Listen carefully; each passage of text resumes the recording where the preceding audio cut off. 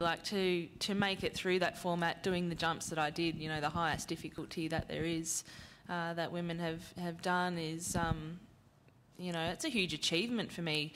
Like I thought, wow, if I make it through just to the super final, that's a great achievement. And then I've got that opportunity to let it rip and show the world that what I've, you know, what I can do and what I've been dreaming to do for so many years.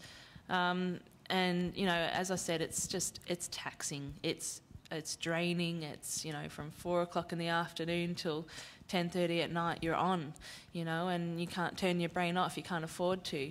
So the focus and the mental energy is just, it's just really enormous. And there were so many times where, you know, you get those little doubts or the negative kind of thoughts come in and it's like, oh, if I don't land this, it'll just be all over and then I can just have a rest, you know, and there's so many excuses that you can kind of get out of it, you know, but I hopefully have inspired a lot of women in sport to just continue on, and especially in that, you know, that teenage year where you're kind of contemplating whether to go and hang out at the mall or keep going and keep your head down in your sport. And I've been there and I know what that's like, and you know, I just think sport's just really important. It's so, you know, what it's taught me and what it's done for me is incredible, and it's shaped me as a person. And I've, you know, been an athlete my whole life, so I know what it's given me in terms of it's stripped me down to my, you know, my bare bones basically, and I've built myself back up again, and then it's, you know, stripped me down again and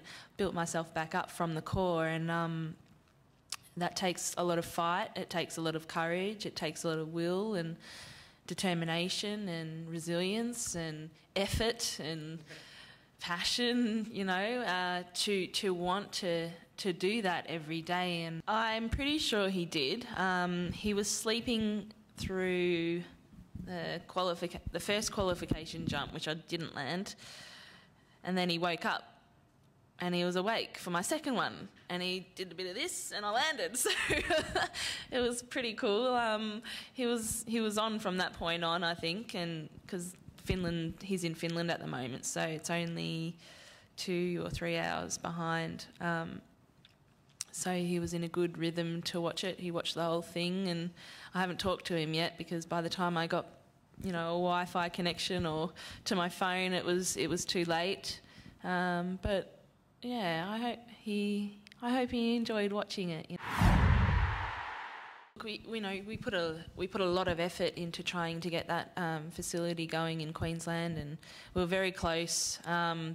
Unfortunately, change of governments constantly throughout that period, it was turned on its head. But you know, it's looking optimistic, and hopefully we can try and get the project going in New South Wales at the moment. But it's a fundamental facility that we need. We spend so much time on these water ramps, and if I just think about the last, you know, couple of years coming back since having Kai and the travelling and trying to make these water ramp training sessions work, and especially with the child has been it's been so challenging. But firstly, like, I mean, fundamentally these girls that are coming through now, they can gain so much by having it, just by being able to be home for, you know, 9 to 10 months a year instead of away for 9 to 10 months of the year.